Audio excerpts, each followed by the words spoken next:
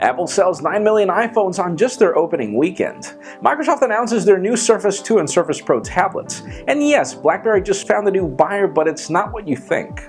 I'm Jaime Rivera, and trust me, the fact that I see the sun every day and that we only get one Sunday every week just doesn't make sense, but this is Pocketnow Daily.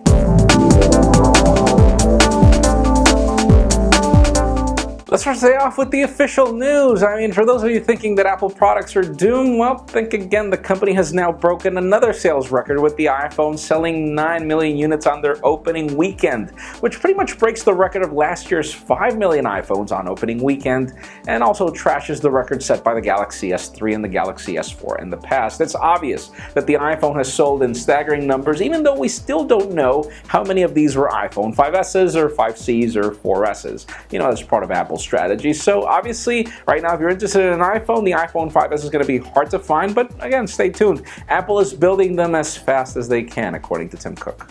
Now, in even more interesting news, the Oppo N1 got announced, and stop looking at me like that. If you don't know what Oppo or the N1 is, I don't blame you, but as it turns out, this is the first ever smartphone to launch with CyanogenMod out of the box. Yes, you won't have to root it, you won't have to do anything. And judging by the specifications on this thing, this is going to be a real beast of a phone. Hopefully it'll come to the United States, apparently in December.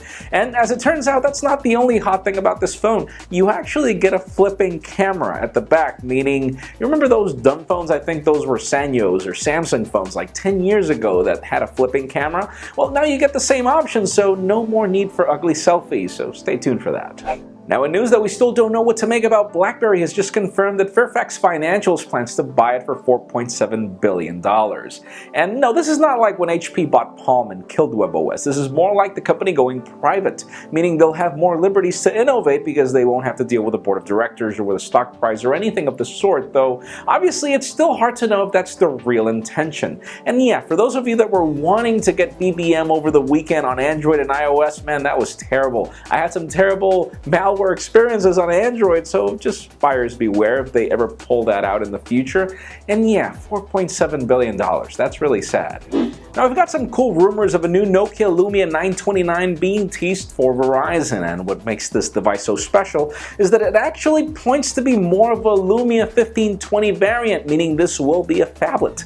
And to make matters even hotter, this device will sport a 20 megapixel camera apparently. And yeah, we do know that Nokia does know how to make a good camera, so obviously we are waiting to see what we get from both the 929 and the Lumia 1520, so stay tuned for more rumors coming soon. And finally, for the hot news of the day, Microsoft has just announced their two new Surface tablets, the Surface 2 and the new Surface Pro. And you're asking, why is this hot if these two tablets look identical to the previous year's models that actually flopped? Well, as it turns out, the internals on these tablets are just top-notch. They are probably the best tablets you're going to be able to buy in the market, though we still have to test them, obviously. That was the biggest problem with the first generation Surface tablets. So we'll keep you posted as soon as our review units arrive, and we'll tell you just what to expect about these devices. But yeah, monster internals. Actually, people are saying that these tablets are much lighter than the previous ones, even if they carry, the same design. We got new touch covers, new everything. So anyways, that leads me to the question of the day. With these changes in the Surface lineup, are you interested in any of this, the Surface 2 or the Surface Pro? Honestly, in my case, I do incline myself to the Surface Pro, but then again, I don't see that as my only device because obviously I do need a laptop for a lot more things. I need a bigger display, but then again, I know this is a perfect productivity tool for a lot of people, though probably not for me, especially not at that price. So leave us a comment down below. What would you consider of these two tablets? Would you buy one? Friends, as always, for an earlier scoop of everything that's happening in the smartphone and tablet world, make sure you follow us on Pocketnow.com and subscribe to our YouTube channel as well. You can also follow me on Twitter at Jaime_Rivera. Please give this video a thumbs up if you liked what you saw. I am Jaime Rivera. Thank you very much for watching. See you tomorrow.